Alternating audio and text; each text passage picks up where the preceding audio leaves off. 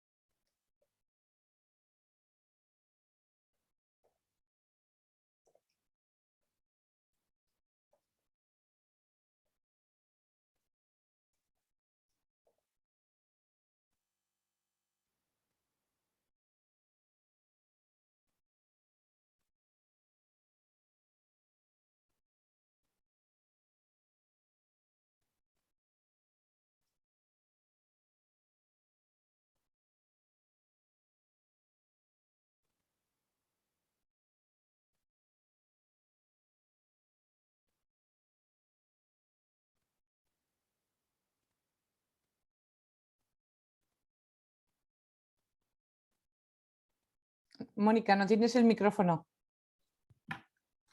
Ahora, Ahora sí. ahora sí. Hola, muy buenas tardes a todos. Mi nombre es Mónica Díaz, soy coordinadora de técnica de programas y responsable del área de educación inclusiva de Down España. Y quiero daros la bienvenida a una nueva conferencia Down, una conferencia que podemos realizar este año también nuevamente gracias a la colaboración del Ministerio de Derechos Sociales y Agenda 2030. Y como hemos dicho en otras ocasiones, estas conferencias bueno, se han ido creando para informar a personas con síndrome de Down, a las familias, a profesionales, a la sociedad en general, para mejorar la vida de nuestro colectivo con síndrome de Down y al resto de sociedad.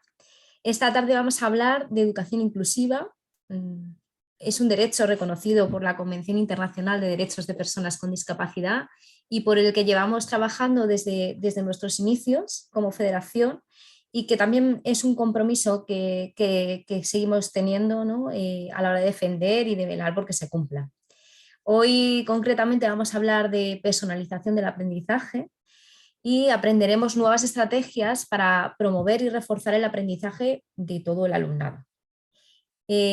Para ello tenemos la suerte de contar con Coral Lizondo. Coral es psicóloga, pedagoga, orientadora y bueno, todo el mundo al final la conoce como experta y referente de educación inclusiva, que es a lo que se está dedicando más a fondo. Y bueno, sí que es un referente tanto en España como fuera de nuestro país. Antes de dar la paso a Coral, os comento un poco la dinámica de la jornada, ¿vale? Habrá un primer bloque de exposición, ¿vale? Y luego al final habrá un segundo bloque de unos 15 minutos donde contestará vuestras preguntas. Estas preguntas podéis ir escribiéndolas a lo largo de toda la jornada en el apartado de preguntas que tenéis en la parte de abajo, y al final pues se las trasladaré a Coral para que ella nos las resuelva o nos la conteste, ¿vale? Como siempre, deciros que se está grabando esta conferencia y que a partir de mañana la tendréis disponible en nuestras redes sociales, en YouTube, ¿vale? Para que la podáis compartir, ver y, bueno, porque lo tengáis también como un recurso, ¿no?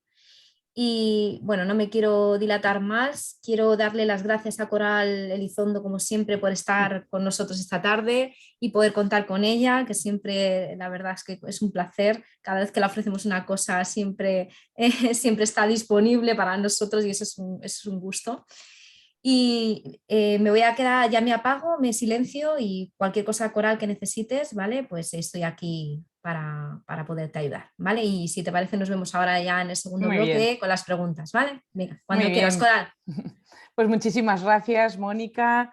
Muchísimas gracias a todas las personas que con tanto cariño me estáis acompañando hoy. Me da la impresión de que estoy en casa, aunque no os vea. Bueno, la sesión que he preparado por ahí, el tema es la personalización en la escuela inclusiva. Van a ser propuestas prácticas, las que me conocen, ya sabes que me gusta ir al grano para daros ideas, ¿no? Y apoyaros todo lo que pueda para este cambio. Pero empiezo reflexionando sobre la niebla ideológica, ¿no? Fue Freire quien hablaba de esta niebla ideológica que nos impide ver con claridad y avanzar, y que también quiero poner el énfasis en que anatomiza a las personas, ¿no? Y las reduce a las características del síndrome o del trastorno. Y esta sería la primera reflexión. Esta es una reflexión más seria que simplemente esta diapositiva, pero quiero que no nos olvidemos de esa niebla, ¿no? Traigo aquí a Frato precisamente para revisar, reflexionar sobre ello y empezar hablando de la escuela de talla única, que es lo contrario justamente de la escuela personalizada. Si hacemos zoom en esa escuela de talla única que también dibujó Frato, pues vemos que estos niños, ¿verdad? Digo niños porque parecen todos iguales y van vestidos iguales y parecen más niños que niñas, ¿verdad? Van a la carrera del bienestar, de la cultura, de la dignidad, de poder. Pero son niños que no caminan están como una especie de polea, ¿verdad? Y le lleva la maquinaria. En la ventana de arriba ocurre exactamente lo mismo, los pupitres se mueven, ellos no hacen absolutamente nada y el conocimiento pues ahí llega, ¿no? Se introduce en su cerebro. Cuando yo estaba reflexionando sobre esta imagen, lo primero que pensé es en la palabra homogeneización. Todos hacemos lo mismo, de la misma forma, en esta imagen todos van vestidos iguales, curiosamente no hay ninguna emoción en ninguna cara, y es como una réplica, como unos clones uno de otros. Pero puse también la palabra capacitismo, porque es una palabra que, aunque no se define en la Real Academia de la Lengua Española, debemos ser conscientes de su significado. Y sobre todo intentar, ¿verdad? Eh, no segregar. ¿Qué es el capacitismo? El capacitismo es la segregación que sufren las personas con discapacidad solo por el mero hecho de serlas. Entendemos entonces que hay unas personas capaces y otras discapaces, y en el momento en que entendemos eso y lo aceptamos, ¿no? Estamos entonces haciendo capacitismo, estamos entonces segregando. Aquí no veo a nadie, están todos normalizados, ¿verdad? Todos homogéneos, no hay heterogeneidad, no hay diversidad, no hay variabilidad humana. El otro zoom podríamos hablar que los niños de arriba, esos que están cogidos así por la cintura, podrían estar absorbidos, ¿no? Abajo está el libro de texto y de nuevo no hay un aprendizaje activo, más bien todo lo contrario, pasivo, como nos pasaba antes. Y en la imagen de abajo vuelve a ocurrir lo mismo. Ahí tenemos la subordinación. Ahí tenemos a los estudiantes, ¿verdad? Que tampoco hacen nada y están subordinados en este caso con la tecnología. También podría ser otra reflexión. Pero he hablado sobre todo del desmoronamiento de sueños. Fijaros que hay unos niños, una niña en concreto sonriente que entra en la escuela, ¿verdad? Con ganas, ilusionada, con sueños.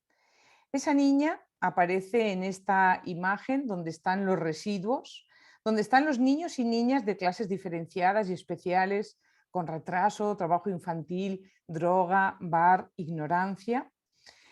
Bauman les llamaría población excedente y Roger Slee nos haría reflexionar sobre la indiferencia colectiva. ¿Qué hacemos cuando vemos estos residuos? ¿Qué hacemos cuando vemos estos niños y estas niñas que se salen de los márgenes y que ni siquiera pueden estar en la escuela? ¿Es esto justo? ¿Es esto ético?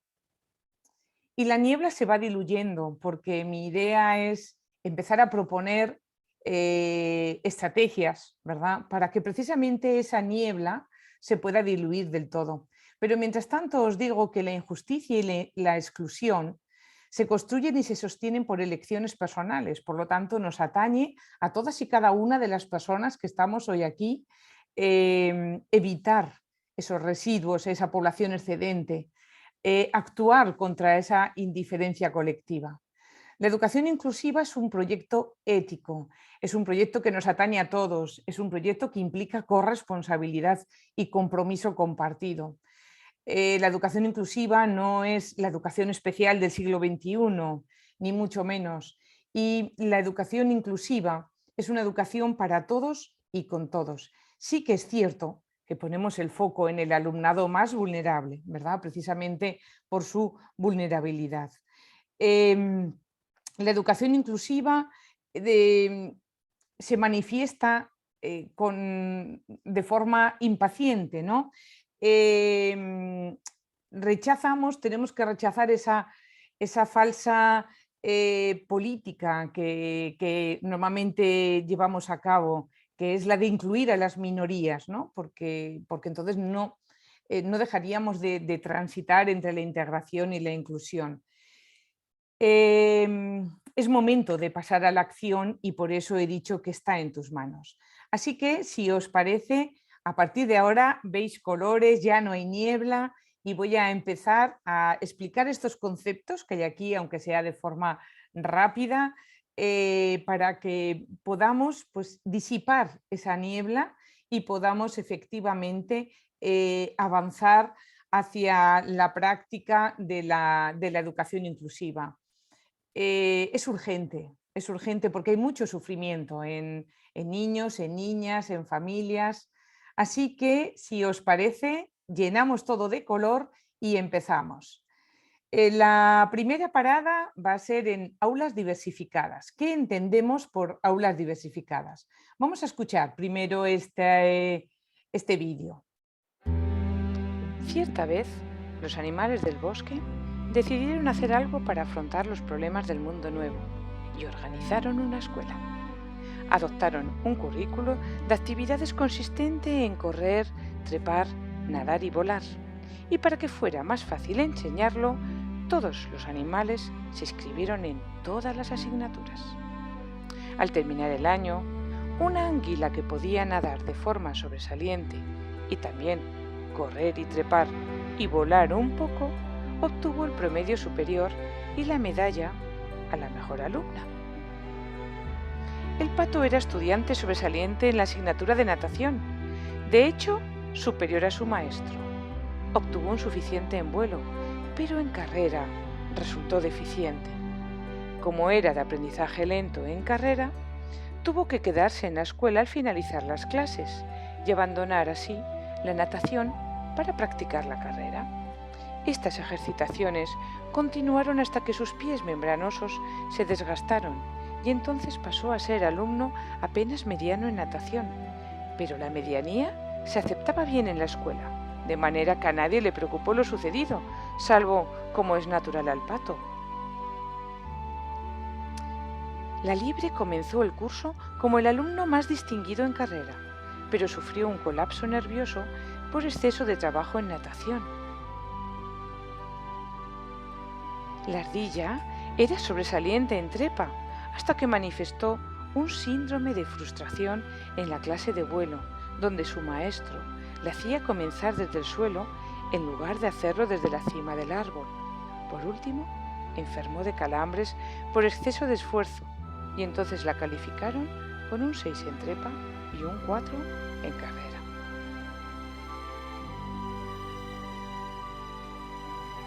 El águila era un alumno problema y recibió malas notas en conducta. En el curso de trepa superaba a todos los demás en el ejercicio de subir hasta la copa del árbol, pero se obstinaba a hacerlo a su manera.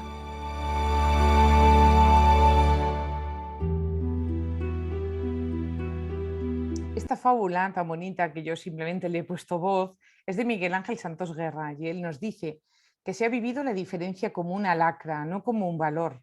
Se ha buscado la homogeneidad como una meta y al mismo tiempo como un camino. Los mismos contenidos para todos, las mismas explicaciones para todos, las mismas evaluaciones para todos, las mismas normas para todos. Curiosamente, se buscaba en la justicia el fundamento de esta uniformidad, sin caer en la cuenta de que no hay mayor injusticia que exigir lo mismo a quienes son tan diferentes. Os tengo que decir que esta presentación, cuando la pondré en mi blog, y luego podéis ver que tengo hipervínculos, ¿no? Por si alguien pues, lo quiere profundizar. Esta es la realidad todavía. Aquí todavía hay muchísima niebla, ¿verdad? Aunque yo me he empeñado en poner colores. Estas es las aulas de talla única, las escuelas de talla única, donde todo el alumnado hace lo mismo, de la misma forma, en el mismo tiempo, y habitualmente son los libros quienes marcan la pauta de aprendizaje. Esta mañana hablaba con una amiga mía, que también te he visto que estás por aquí, mi querida Reyes, y hablábamos precisamente de los libros, ¿verdad? Que pueden estar diseñados de una forma maravillosa, pero que nunca están multinivelados y que siguen marcando esa pauta de aprendizaje. Una única definición de éxito. Éxito es sacar más de un 5 en el examen. Se trabaja muy poco o nada la autonomía de los estudiantes. La diferencia se percibe como un problema, es algo que asusta, que me tienes que quitar, que por favor vengan a buscar a este niño, que por favor se vaya a un cole, a otro centro, ¿no? Los estudiantes tienen una única opción para adquirir y procesar la información, para dar sentido a sus ideas, para expresar lo que aprenden. Y se evalúa al terminar la lección para ver lo que han aprendido. Y si lo han aprendido, perfecto, y si no lo han aprendido, pues después otra vez nos metemos en la vorágine y allí a mí me da la impresión de que se nos van quedando cosas por los lados, ¿no? Que tenemos estudiantes que no llegan y que les hacemos ir a una velocidad y a un ritmo que no es el suyo. Las aulas diversificadas, por el contrario, o aulas DUAN, ya sabéis cómo me gusta a mí llamarlas, son aulas flexibles que van a proporcionar diferentes caminos para construir el aprendizaje, que parten del concepto de variabilidad humana, que no hay dos cerebros únicos, y aquí está mi querida María, que sabe muchísimo más que yo de todo esto. Los estudiantes tienen múltiples opciones para adquirir, para procesar la información, para dar sentido a las ideas, para expresar lo que aprenden. En estas aulas diversificadas hacemos cosas diferentes, pero no solo un niño o una niña, de esa población excedente de la que hemos visto, ¿no? Sino todo el alumnado. Por lo tanto, esta es la primera idea que nos tenemos que quedar. ¿Cómo diseño yo en el aula, en mis aulas diversas? ¿Cómo organizo la clase? ¿Cómo programo? ¿Cómo diseño mi currículo para poder precisamente proporcionar opciones para construir el aprendizaje? Hablamos de diferenciación, entonces, cuando las metas son las mismas para todo el alumnado, pero vamos ofreciendo diferentes caminos. Entonces hablaremos de multinivel, hablaremos de andamiajes y hablaremos de que todo de redes naturales de apoyo, que es lo que realmente hablamos en educación inclusiva. Estos caminos, estas rutas, estos itinerarios son diferentes y ayudan a nuestros estudiantes a comprender los conceptos y a desarrollar habilidades, destrezas, estrategias. Y también proporcionan niveles apropiados de desafío. Al cerebro le encantan los retos y los desafíos. Y vuelvo a decir que cualquier día hay que contratar a María para que os lo cuente. ¿Cuáles son las características de nuestras aulas diversificadas? Pues todo el alumnado es bienvenido. Fijaros que en realidad estas aulas diversificadas son aulas inclusivas, ¿no? Donde todas las personas son bienvenidas, donde nos cuidamos, donde nos apoyamos, donde nos ayudamos. Entonces hablaremos de una ética del cuidado. Hemos dicho que la educación inclusiva es un proyecto ético. Ese respeto mutuo, ¿no? Evitando la competitividad. Altas expectativas siempre para todo el alumnado, pero sobre todo yo digo, y que logren esas expectativas, ¿no? Porque yo puedo decir, sí, tengo altas expectativas, pero luego no hago nada para lograr esas altas expectativas. Trabajar sobre las fortalezas, es difícil trabajar sobre lo que no se sabe o no se puede. Aulas acogedoras, seguras para todos los estudiantes, una mentalidad de crecimiento y fijaros que aquí digo enseñanza y evaluación son inseparables. John Hattie, en sus investigaciones, ya sabéis, de aprendizaje visible, él habla de docentes, de profesorado, de profesores, de profesoras, evaluadores. Es decir, docentes que saben el nivel de sus estudiantes continuamente, porque hay una evaluación continua en el sentido literal de la palabra. Podemos diversificar, podemos diferenciar contenidos, podemos diferenciar procesos, podemos diferenciar por intereses, podemos diferenciar por ambientes, por agrupamientos, por productos, incluso por tiempos, ¿no? Vamos a ir viendo algún ejemplo para que lo podáis entender mucho mejor.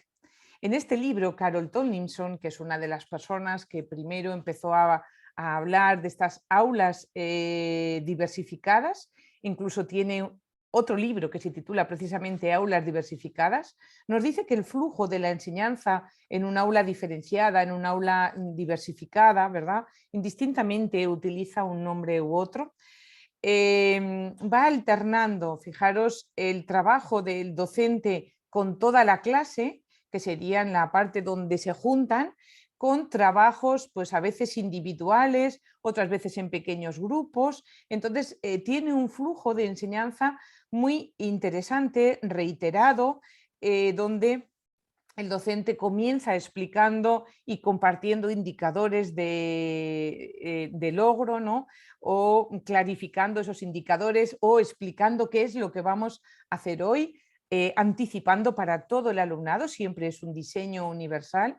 Y luego los estudiantes pues prosiguen aquí, por ejemplo, el estudio utilizando diferentes materiales de forma individual. De nuevo, los alumnos y docentes se reúnen para intercambiar información y plantear dudas. Y ahora los estudiantes trabajan con tareas asignadas diferentes. De nuevo, toda la clase revisa y luego en pequeños grupos elegidos por los alumnos. De nuevo, toda la clase recibe capacitación en destrezas por parte de todo del docente, ¿no? Pues imaginaros una destreza de pensamiento, una rutina de pensamiento. Y de nuevo, ahora los estudiantes eligen a dónde quieren ir. Fijaros qué bonita, ¿no? Esta melodía parece efectivamente unas ondas con un sonido muy armónico. Preparé esto para el Instagram hace mucho tiempo y simplemente es como un pequeño resumen. No lo voy a poner porque no me va a dar tiempo, pero allí voy contando precisamente cómo diferenciar en contenidos. Bueno, no dura ni un minuto, ya os podéis imaginar, pero ahí está, como esta pequeña síntesis. Segunda parada, nos vamos a personalización y a portafolio de talentos. Me voy a César Coll y me baso en él para explicaros qué es la personalización. La personalización del aprendizaje, la primera parte, no está entrecomillada, la personalización del aprendizaje hace referencia a todas las estrategias que yo os voy a ir contando hoy, ¿no? Son estrategias que vamos a utilizar como docentes pues precisamente para trabajar en estas aulas diversas, tan armónicas y que nos ha enseñado Carol Tomlinson, ¿verdad? Pero fijaros que me gusta, y estas palabras son de César Coll, que nos dice que es para promover y reforzar el sentido y el valor personal que el propio estudiante va a atribuir a sus aprendizajes escolares. Aquí ya nos está diciendo que él es el que va a tomar las riendas de su aprendizaje. Es importante en estas aulas personalizadas, en estas aulas diversificadas, trabajar todo el tema de la autorregulación, de autocorrección, todo lo que podamos que sea autocorrección, pero sobre todo la metacognición. Digamos que llegar a un aprendizaje profundo, lo que en el diseño universal para el aprendizaje nos dice aprendices expertos, eso es realmente cuando lo hemos logrado, es cuando hemos logrado la personalización. Y ahora sí que entrecomillado y en negrita para destacarlo, dice que personalizar el aprendizaje significa que se reconoce y se acepta esa capacidad que tiene el aprendiz para tomar decisiones. Fijaros que continuamente estoy ofreciendo opciones. No he hablado todavía de DUA y sin embargo, fijaros cómo aparece, ¿verdad?, de forma transversal en todas las diapositivas o prácticamente en todas. Es el estudiante el que tiene que tomar decisiones sobre su propio aprendizaje. Me voy al enfoque competencial. Queremos que nuestros estudiantes sean competentes, que tengan habilidades para la vida, ¿no?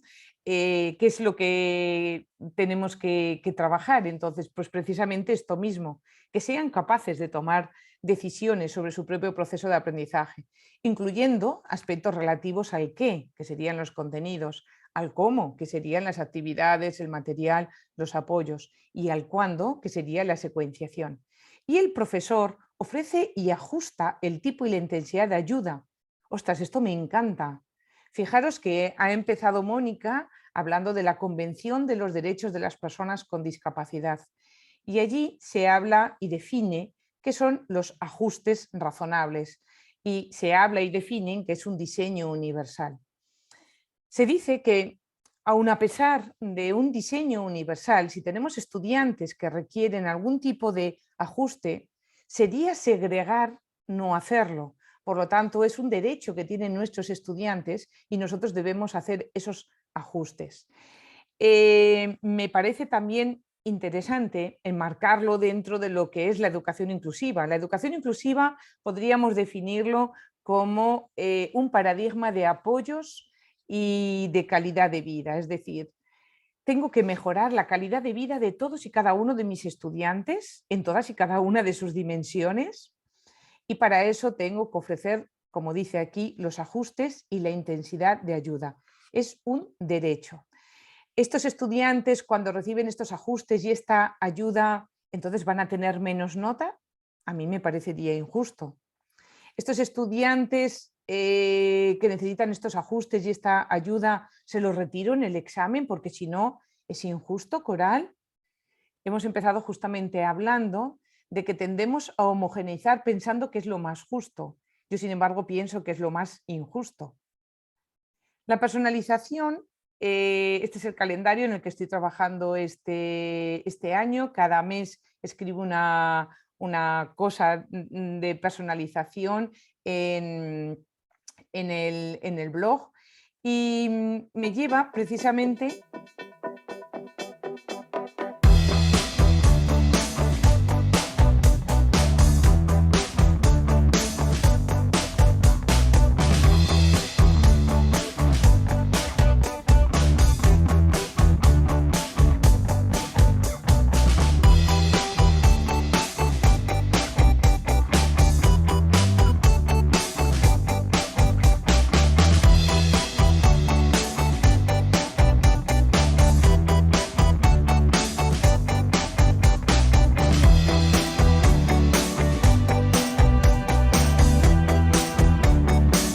Bueno, ya veis que en realidad para personalizar hay muchos aspectos a tener en cuenta. De todos ellos voy hablando siempre en el blog.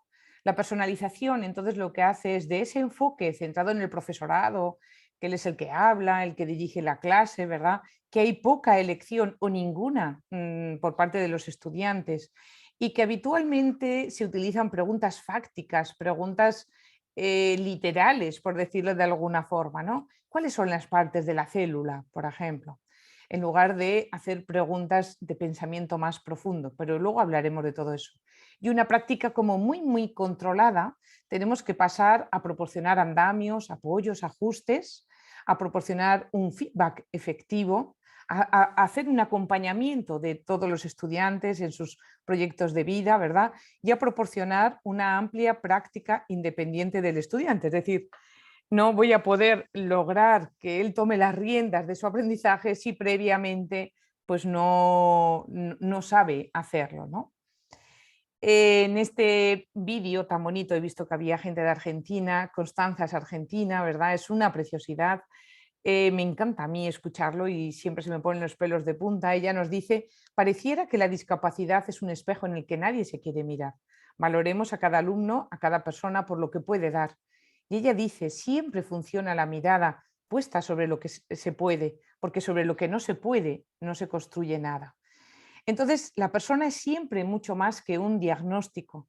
Yo os diría que lo primero que tenemos que hacer para personalizar es conocer a la persona. Hablaremos entonces de perfiles individuales, de los que hablo también en el blog o en un Google Sites que preparé, y tener en cuenta que cuando empezamos a diseñar con personalización, conozco a la persona, conozco las barreras que le pone el contexto, conozco sus retos, sus desafíos, ¿no? Sus necesidades, y empiezo a diseñar esa unidad didáctica, esa instrucción, como lo queramos llamar, eliminando esas barreras, barreras en los elementos curriculares, barreras en los procesos participativos del aula, barreras en los contenidos, habíamos dicho antes, ¿verdad? La barrera está siempre en el diseño, no en el aprendiz, y esto es importante. La barrera no está en la persona, se las ponemos a las personas. Aquí tenemos portafolio de talentos, fortalezas. Para saber más, siempre que me parece interesante, os voy poniendo libros. Esto lo vi en la Asociación Peruana de TDAH, de déficit de atención, y fijaros qué bonito. Este niño dice, soy muy hablador, por eso quiero contarte una linda historia y ocurrencias que tengo. Me cuesta realizar mis obligaciones porque quiero hacer muchas cosas a la vez, pero luego me concentro y lo logro. Con mis terapias, bueno, no me gustaba perder y me enfurecía, pero luego respiraba y me calmaba. Con mis terapias y el amor de mi familia lo puedo todo. Tengo TDAH y soy muy feliz. La propuesta sería empezar a trabajar con mapas personales de funciones ejecutivas. De nuevo aquí lo tenéis hipervinculado. Este ejemplo que yo vi en internet me encantó y demuestra que efectivamente este niño está aprendiendo estrategias que le ayudan precisamente con sus retos y sus necesidades. Esta es la idea. Y aquí tenéis el enlace para poder ir al Google Sites y ver cómo podemos trabajar esta idea dentro del aula. Pero primero, para personalizar, conocer a la persona, conocer sus fortalezas, pero también ayudarles a encontrar sus intereses, tanto dentro como fuera de la escuela, animarles a desarrollarlos, ¿no? ¿Qué es lo que te apasiona? El otro día estaba María, mi amiga, la que me está escuchando, estabas María hablando de motivación, ¿verdad? Está muy relacionado con este tema, ¿no? El encontrar tu ikigai, tu proyecto de vida, lo que realmente te ilusiona y te apasiona, ¿no? Y que es esa motivación que te sale de dentro. Aquí podríamos entonces trabajar, y fijaros que ya empiezo a diferenciar por intereses, en centros de interés. Un centro de interés sería una propuesta que yo os diría que hiciese siempre en el aula. Crear en el aula un centro de interés, para saber más sobre el tema, al que los estudiantes se acercan. Y tenemos un grupo de interés cuando hay un grupo de estudiantes que quiere investigar sobre un tema. Podríamos también trabajar con proyectos personales que deriven de un proyecto de aula o incluso con investigaciones en paralelo que la propia profesora prepara a partir de un tema. De cualquier forma, son los propios estudiantes quienes trabajan en estos proyectos personales, en estas investigaciones en paralelo. Y se me ha ocurrido, por ejemplo, que podríamos hacer una charla TED para que lo expusiesen, aquello que realmente me apasiona, los fósiles, y os lo cuento a toda la clase, o también una liga de debate sobre esos temas de investigación en paralelo. Pero fijaros que es interesante porque partimos de sus intereses.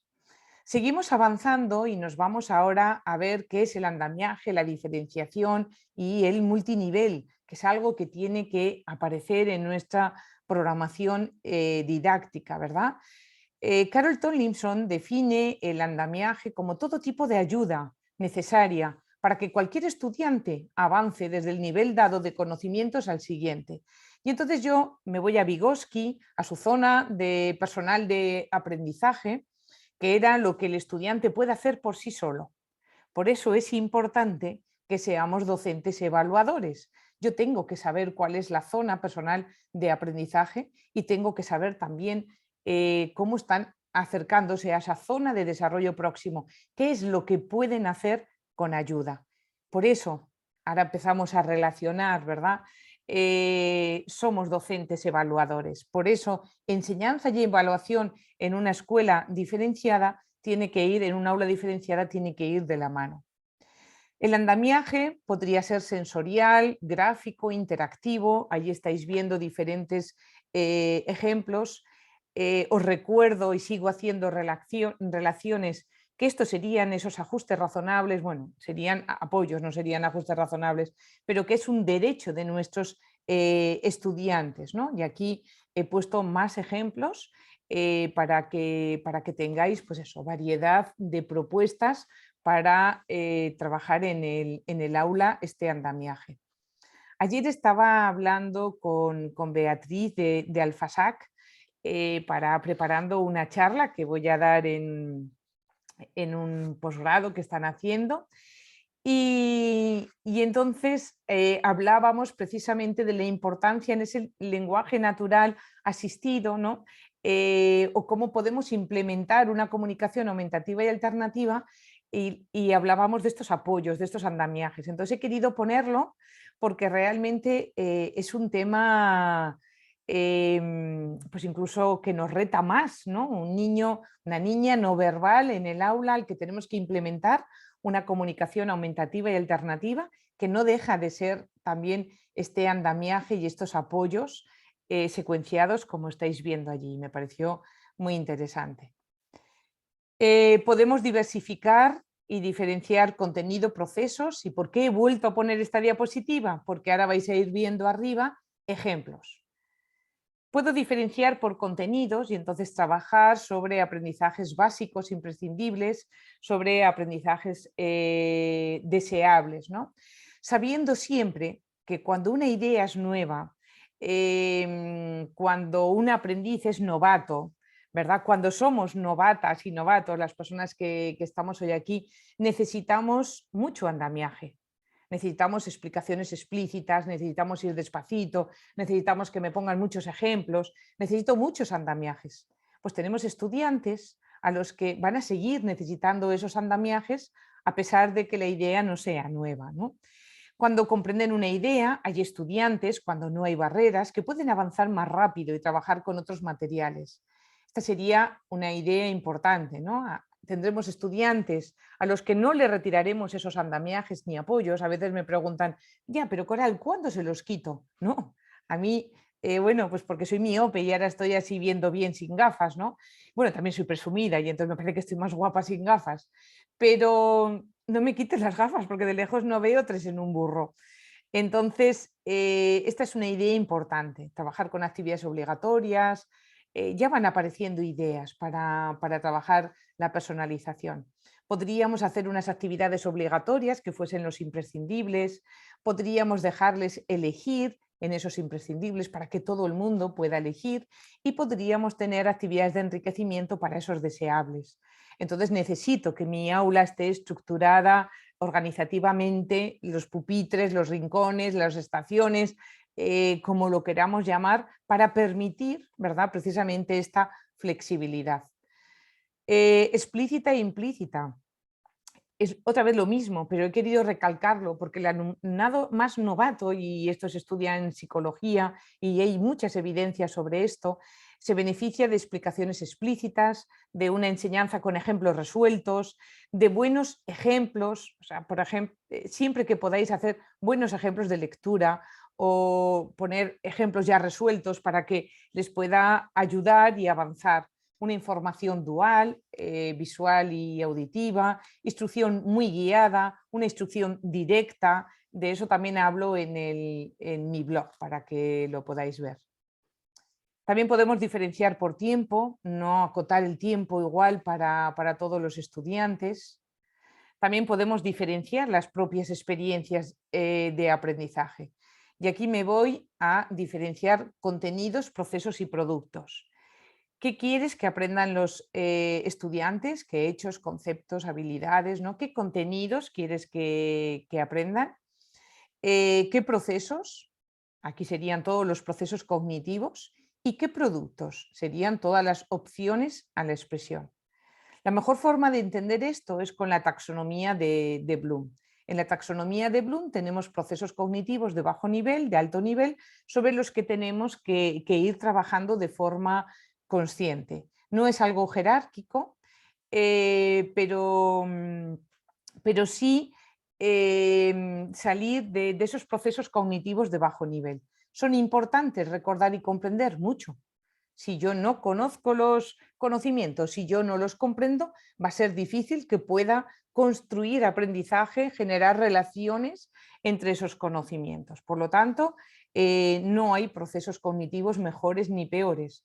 Todos son importantes. Vamos a ver un ejemplo con fracciones. El proceso serían todos los procesos cognitivos de la taxonomía de Bloom y los productos los vais a ir viendo ahora, distintas opciones a la expresión.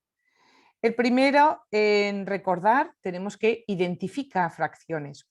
Y entonces yo digo, voy a poner material manipulativo, voy a identificar fracciones en un gráfico, o voy a identificar fracciones en alimentos, o sea, en comidas, ¿no?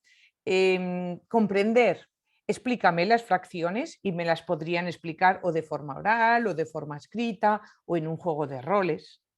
Aplicar. Ubica o sitúa estas fracciones en la recta numérica y le doy la ficha para que vaya arrastrando cada fracción, bueno, esto era online, al lugar correspondiente. Analizar. Compara fracciones y decimales. Puedes hacerlo en un diagrama de Venn o puedes hacer una infografía. Evaluar. ¿Por qué son tan importantes las fracciones? Evaluar no es poner notas. Evaluar es pensamiento crítico. Pensamiento crítico, para mí, clave. Clave para la personalización. Clave para que tomen las riendas de su propio aprendizaje. Y como estrategia o producto de forma oral o escrita. Y crea ejemplos para enseñarle a otra persona qué son las fracciones y elige el formato. Es interesante trabajar con la carta de Bloom, porque en una imagen, ¿verdad? En una tabla lo vemos todo. Yo que soy así más visual, me ayuda a saber si estoy ofreciendo opciones de distintos productos, por ejemplo, ¿no? Y otra vez aquí de nuevo estamos viendo DUA en las personas que lo conocemos. Aquí la tendríamos en blanco. Y otra opción interesante para trabajar sería preparar un 3 en raya. Si buscáis en inglés el nombre, encontraréis muchos ejemplos de 3 en raya. Yo en el medio pongo una caja de aprendizajes con fracciones y para mí obligatoria, que sería conocer, recordar, incluso podría ser a veces comprender. Y luego que vayan haciendo las 3 en raya con las actividades que quiero. Aquí tendrían entonces que hacer 3 actividades, una obligatoria y 2 optativas. Que quiero que hagan 3 optativas, pues hago un 4 en raya. Es decir, aquí vais jugando con la idea. Esto es una caja de aprendizaje. Yo últimamente tengo cajas de aprendizaje para todos los sitios donde voy. ¿Por qué? Cuando trabajo el DUA me llevo dentro todo lo que el material necesario para que puedan aprender el DUA sin necesidad de que yo esté. O sea, aprender, recordar, ¿no? Y conocer. Y bueno, voy poniendo actividades de toda la taxonomía de Bloom. Incluso aquí tendríamos una aplicación, o sea, podría ser una caja de aprendizaje al lado también el ordenador con una aplicación para trabajar online propuestas del ordenador. Entonces, una caja de aprendizaje sería lo obligatorio, podría ser un rincón, podría ser un ambiente, o sea, lo que queráis, pero la idea sería esa. Y aquí os he puesto como en esta revista de Aula de Innovación Educativa nos explicaba esta profesora qué eran las Problem Box y cómo preparar para el alumnado con necesidades educativas de support, de apoyo, los NES o NEAES, ¿no?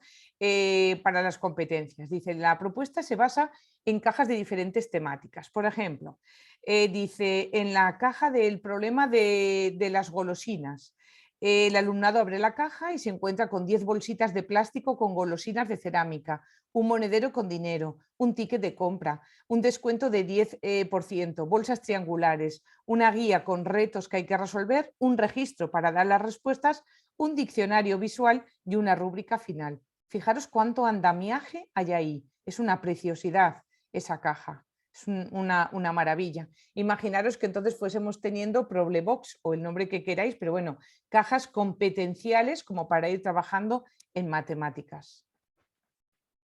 Podemos también, con la taxonomía de Bloom, preguntar por diferentes niveles. Esto es una adaptación de lo que yo vi, porque me he inventado la profesora, la investigadora. Entonces, cada mujer, ¿verdad? En este caso, todas son mujeres, haría unas preguntas relacionadas con la taxonomía de Bloom y me podría ayudar para saber precisamente en qué proceso cognitivo estoy trabajando.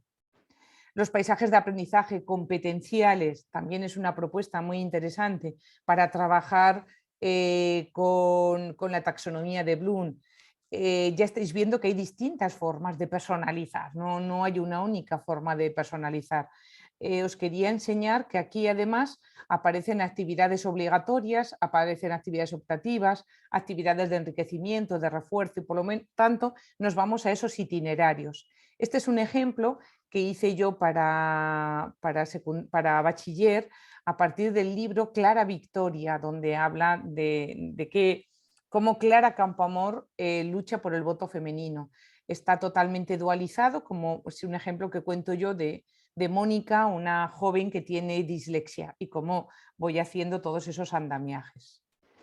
El currículo multinivel, y aquí tenéis hipervinculado para que vayáis a ver qué es el currículo multinivel, es una herramienta que se utiliza para planificar estratégicamente los distintos elementos que conforman una unidad didáctica. Digamos que aquí ya programamos, ¿no? Bueno, con todo lo demás también estábamos programando, con el fin de enseñar unos mismos conceptos a estudiantes diferentes. Por lo tanto, diréis, ostras, Coral, lo mismo que habías contado en el aula diversificada.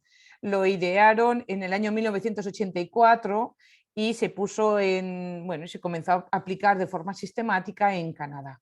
Por lo tanto, esto tiene mucho andado, ¿verdad? Un currículo multinivel englobaría todo lo que os he dicho, y aquí tenéis la página web para poder profundizar con materiales estupendos.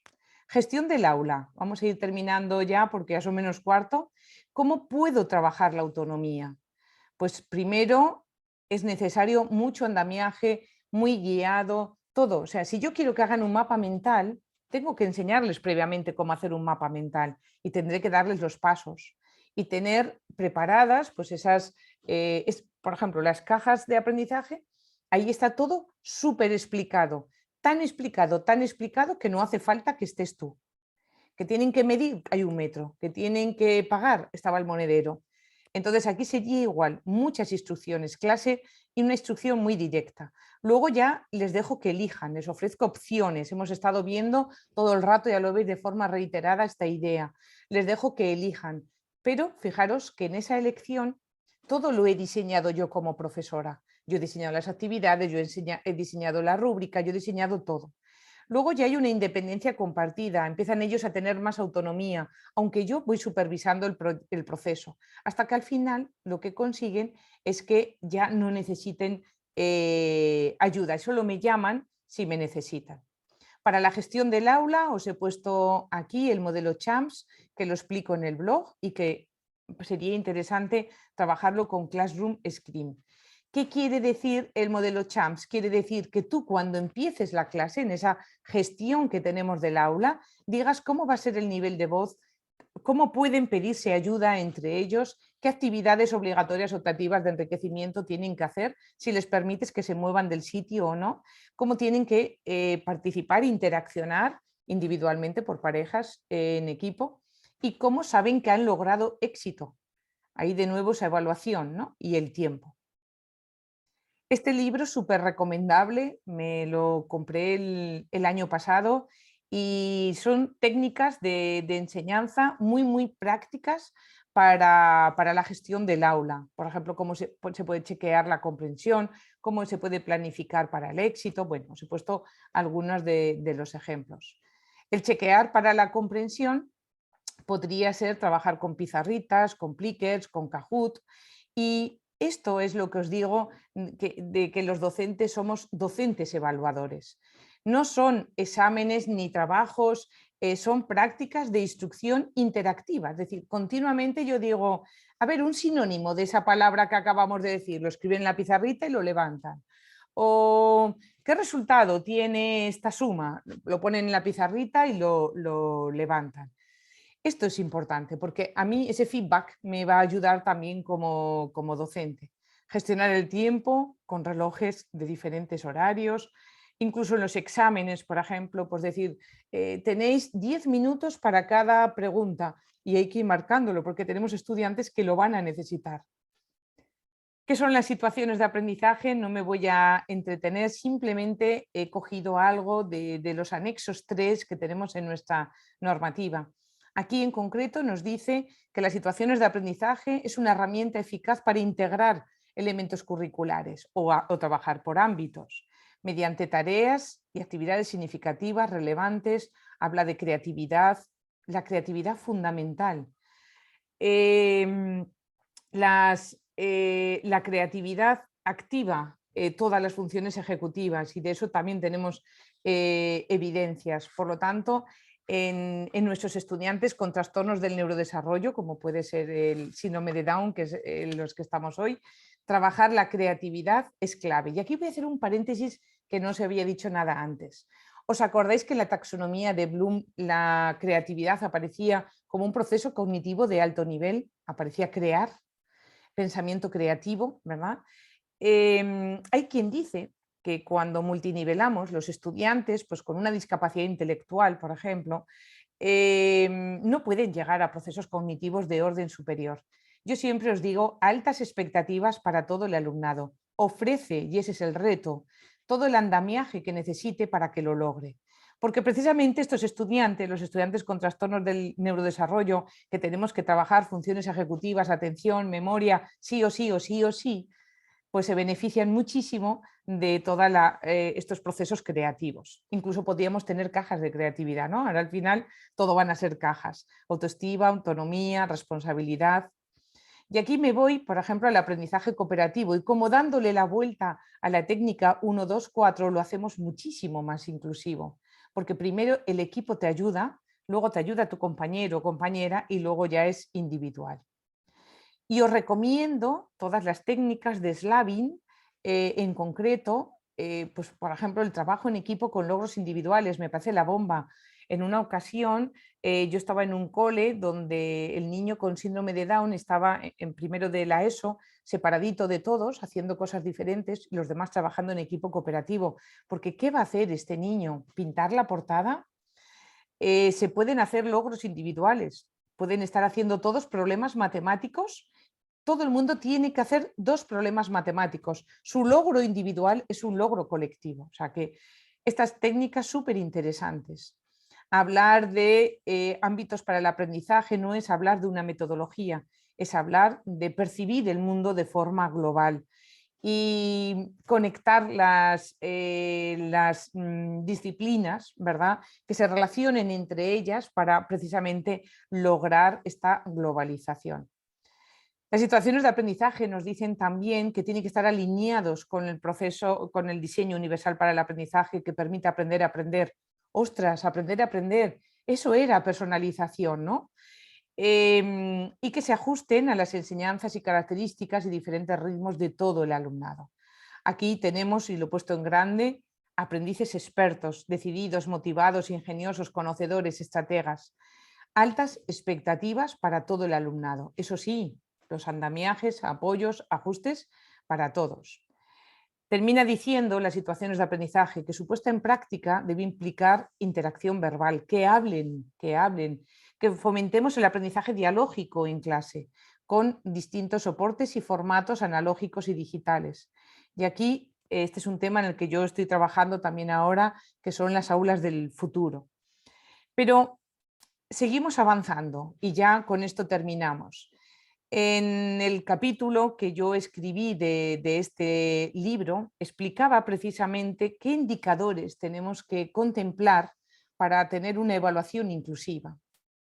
Todo el alumnado tiene que estar involucrado en su propia evaluación si queremos que tomen riendas de su propio aprendizaje y un aprendizaje a lo largo de la vida, como nos dice el ODS número 4, tengo que involucrarlos en la propia evaluación. Tienen que tener también la posibilidad de influir y participar. No me da tiempo a explicar, pero tienen que ser ellos también, al final, quienes hagan esas rúbricas, ¿no? Existe gran variedad de estrategias e instrumentos para la autoevaluación, se incluyen propuestas o sugerencias del alumnado para la evaluación y establece sus propios objetivos, ¿no?, para ir lográndolos. ¿Qué hace el profesorado?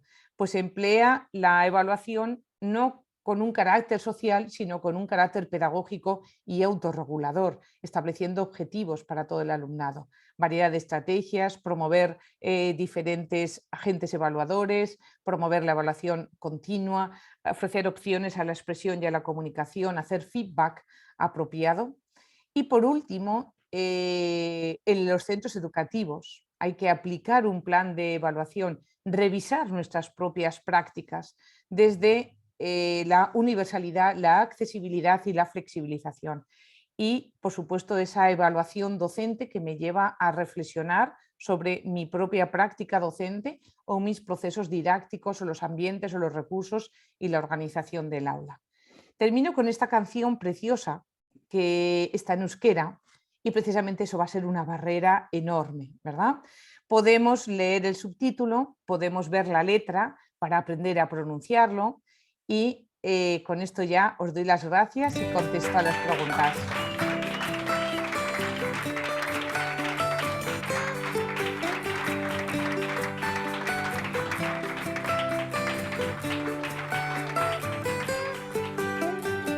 Inoiz kontatuko badute nire historia, zenbat ondarraletan kabituko da nire memoria.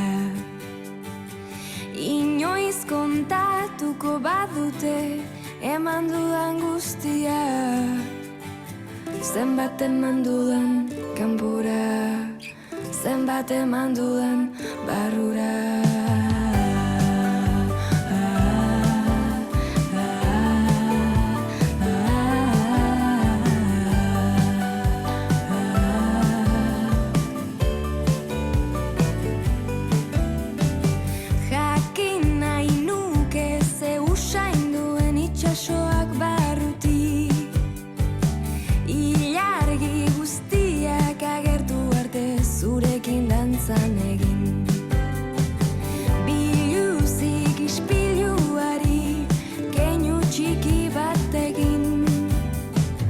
Zer ikusten dudan kanpotik, zer ikusten dudan barrutik.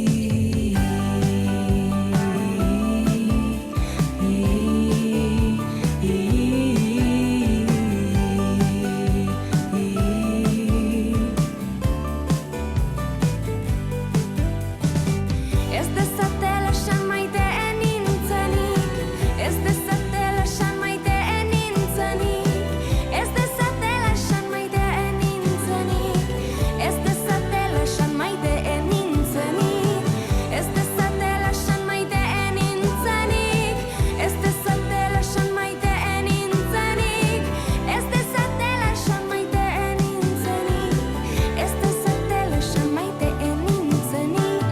Inoiz kontatuko badizut nire historia, zenbat ondarraletan kabituko zait nire memoria. Inoiz kontatuko badizut izena izen guztia, jakingo dut kontatzen zein den egia, jakingo dut kontatzen zein den egia. Bueno, pues muchísimas gracias. Voy a dejar de compartir. Y si quieres, Mónica, como tengo yo aquí las preguntas, voy contestando. Estupendo, Coral. Bueno, muchísimas Así voy gracias. por orden. Un placer escucharte siempre y irnos con recursos, estrategias en nuestra mochila para poner en el día a día. Así que si quieres tú ir leyéndolas y Sí, contestando. las voy como tú leyendo porque veas. eso ya que las tengo aquí Vale, delante. estupendo. Sí, mira, la primera es la de Shirley, que dice: como docentes de aula se puede plasmar esta personalización del aprendizaje en los planes curriculares y dar resultados para las notas. No sé muy bien, Shirley, lo que me quieres decir, pero en realidad yo creo, como eso me lo has hecho al principio, ¿verdad? Yo creo que a lo mejor te lo he ido contestando. La evaluación, fíjate que yo estoy hablando de una evaluación continua de docentes, evaluadores que conozcan los conocimientos previos, que vayan construyendo y activando esos conocimientos previos. No he hablado de calificación, sería contemplar solo la evaluación como un carácter social y calificador, aunque me dirás, pero es que tengo que calificar, sí, pero me voy más enmarcado en la personalización a todo lo que es la metacognición y el feedback que le podemos ir haciendo a los estudiantes, ¿no? Que siempre nos sirva para avanzar, que les sirva a ellos para avanzar. Incluso no lo he puesto, pero se habla también de feedback y feed forward como mirando, o sea, mirar los errores sería el feedback y lo otro sería ir hacia el futuro. Sandra dice dónde podemos acceder al Geniali. Lo pondré, lo compartiré en mi blog, ¿vale? Lo pondré en las redes y así lo tendréis. Yosune me dice: ¿cuáles son las funciones del maestro de PT? Yosune, te voy a devolver la pregunta. ¿Cuáles son las funciones de la orientadora? Porque yo creo que vamos a compartir muchas funciones. Yo creo que PTs y ALs tenéis un papel fundamental en la inclusión como palanca de cambio. Sois personas que podéis ayudar muchísimo porque sabéis muchísimo, ¿no? Y entonces aquí necesitamos todas las manos. Para mí es un rol clave el de PT y AL. A veces dicen, pero hay que cambiarle el nombre. No voy a ser tan purista, no voy a entrar tampoco en eso, pero precisamente esas docencias compartidas, esas intervenciones pues más concretas, esos ajustes razonables que a veces solo los podéis hacer vosotras, ¿no? Ximena me pregunta otra vez el Power. Nati me dice, Coral, ¿sería adecuado crear primero un currículum multinivel y a partir de ahí crear la caja de aprendizaje? Yo te diría que sí, ¿vale? Yo voy programando así como lo habéis visto por las fracciones, lo que es imprescindible para trabajar las fracciones y voy utilizando todo tipo de materiales, todo tipo de estrategias y luego incluso los 3 en raya es una propuesta también bonita para ir trabajando. Estela, buenas tardes, encantada de escucharte. ¿Dónde podemos ver modelos de portafolios de talentos? Estela, en el enlace que he puesto precisamente en el Geniali. Dentro del blog, en una de las entradas que hablaba de la evaluación psicopedagógica, pues hice un enlace al Google Sites y ahí voy hablando en el blog. Claudia, al inicio de su ponencia mencionó los libros de texto. ¿Qué condiciones deberían cumplir los libros de texto en las aulas inclusivas? Pues yo te diría, Claudia, que fuesen de apoyo, que fuesen para buscar información, no para seguirlos al pie de la letra. Esa sería mi propuesta. Alfonso, ¿sabes si el currículo multinivel se parece, bueno, se está introduciendo en otros países? Alfonso, aquí me pillas, pero como ya sé que te interesa y contigo tengo mucha confianza, que eres mañico y amigo, lo pregunto, ¿vale? Se lo voy a preguntar a una persona que sé que lo puede saber. La foto del inicio, ¿de qué autor es? La foto, el del pato, Carol, el del pato. Miguel Ángel Santos Guerra, si no me escribes ahora. Marta, sí, os pasaré las diapositivas. Me encanta el enfoque DUA, pero veo que haría falta mucho tiempo de antelación para diseñar las actividades. Organizarlo antes de comenzar el curso o interrogación, pero también necesitamos conocer al alumnado para programar. Vale, muy buena, Naya. Yo te diría que empezases, o sea, tú imagínate que ahora dices, me voy a preparar el primer proyecto para el curso, ¿no? Y no conoces a los estudiantes, pero luego vete haciendo esos cambios que necesites, pero tú ya te has preparado todo, porque si no es como que iríamos, ¿verdad? E incluso tú te guardas imagínate esa situación de aprendizaje y el año que viene tienes otro grupo y la tienes que cambiar. Pero sí que el esqueleto, igual que he hecho yo con las fracciones, o diséñalo lo suficientemente amplio para que en esa caja de aprendizaje tú tengas muchas propuestas. He dicho caja, pero podría ser otra cosa, ¿eh? Jennifer, soy AL y en ocasiones se me hace muy complicado poder multinivelar el día a día de mis alumnos en el aula cuando se sigue un libro de texto. Wow, es que eso es realmente complicado, AL. Pues yo me iría a trabajar con el Vocaró, con V, aunque sea Vocaró, y a trabajar con audios, que los hagan ellos, que los hagas tú, y siempre con buenos ejemplos de uso. Yo me iría también a trabajar con lectores de texto a voz, pero eso no es un buen ejemplo de uso. No, he dicho uso y no quería decir uso. No es un buen ejemplo de lectura, ¿vale? Inés, hola Coral, muchas gracias por tu conferencia. Tengo una hija que pasa primaria y la orientadora nos ha presentado un dictamen en el que pone ACIS, adaptaciones curriculares significativas en matemáticas, castellano, catalán, inglés y nivel de 3 años. Basado en que mi hija tiene síndrome de Down y discapacidad intelectual y le han hecho un test Battelle en el que sale una edad de 3 años. Me parece muy precipitado iniciar la etapa obligatoria de escolarización primaria con ACIS. A mí también, porque además infantil no es obligatorio. Además, nos han dado una batería de test que no hemos querido rellenar. Al final hemos pedido rellenar conjuntamente con la orientadora por las preguntas cerradas, sí o no. Estamos muy afectados, tristes por las bajas expectativas hacia nuestra hija y la hostilidad en el trato.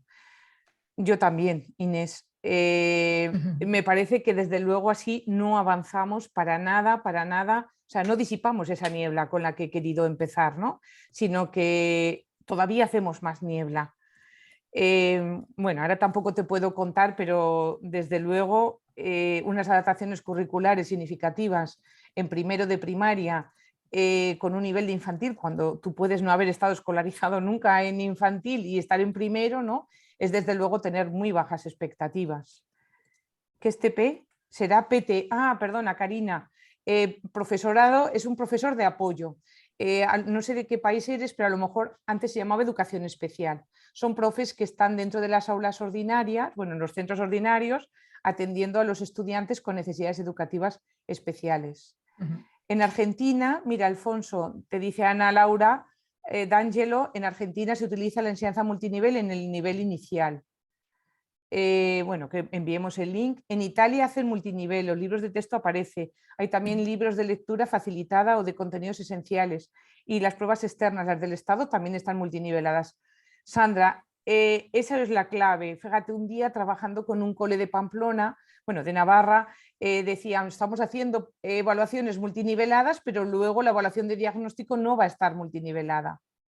Sandra, gracias. Ximena, muchas gracias, excelente ponencia, te admiro desde Paraguay.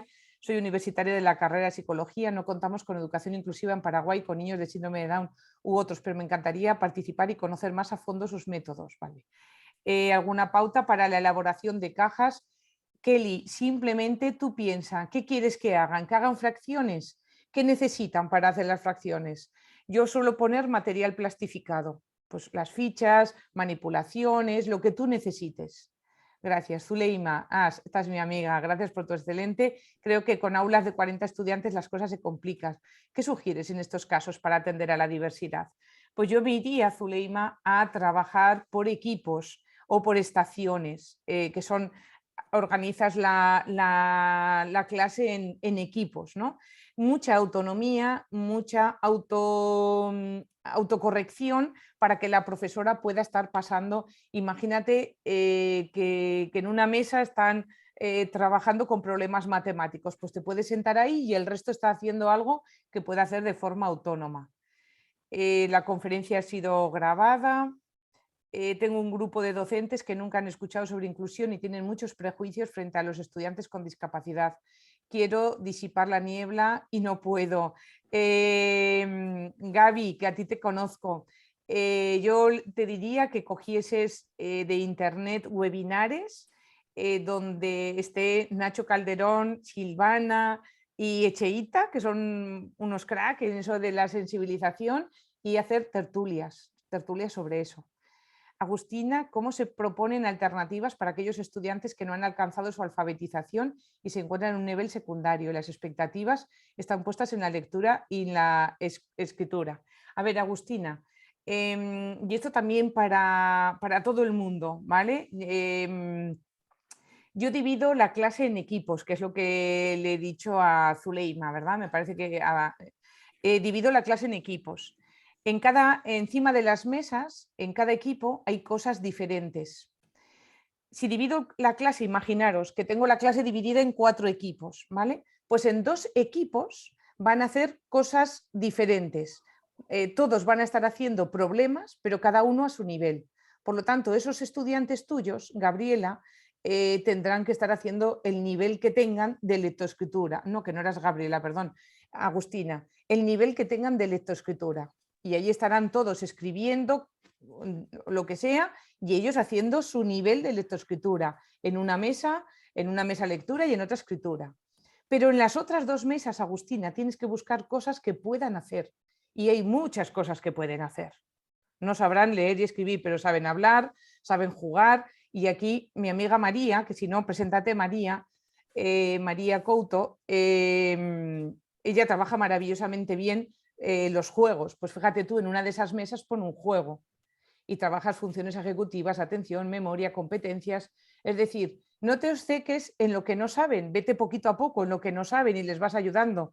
Piensa en todo lo que sí que saben y no están haciendo porque te estás empeñando en que todo el formato tiene que ser escrito, ¿no? ¿dónde encontramos más cursos así en el grupo de WhatsApp? No tengo ni idea. ¿Puedo unificar la taxonomía de Bloom con estaciones de aprendizaje? Por supuesto, ¿vale?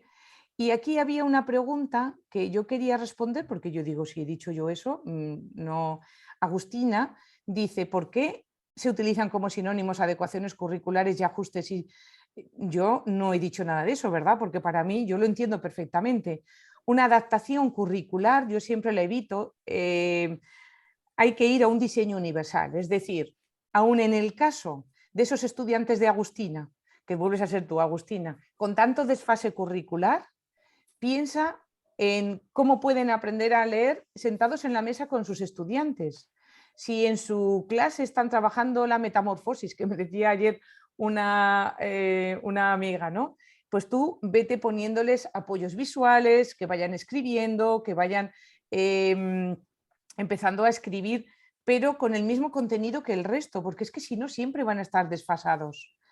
Y entonces con ese diseño universal, Agustina, luego le haces el ajuste razonable que necesite. ¿Vale?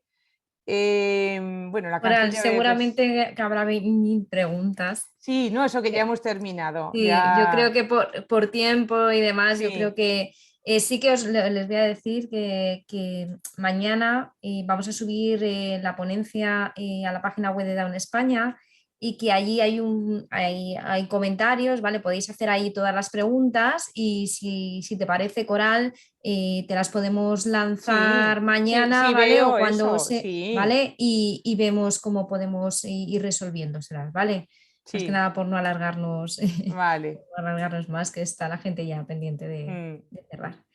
Bueno, pues nada, Coral, que muchas gracias por esta ponencia y que por poder contar siempre contigo, que nos vamos con la mochila cargada y que ahora toca ponerlo en práctica y llevarlo a nuestro aula, a nuestros alumnos y a la personalización, ¿no? Lo máximo que podamos, a conocer sus capacidades, sus intereses y sus posibilidades, que son muchas, ¿no? Y como decías tú, siempre poner el límite lo más alto posible y pensar que ellos pueden y que lo van a hacer. Así que nada. muchas Eh, gracias. y muchas gracias a todos por estar en la jornada, que habéis sido muchos los que os habéis unido hoy, esta tarde, en esta conferencia y os deseo una muy buena tarde y nos vemos en la próxima convocatoria. ¿Hablabas de cuándo la próxima?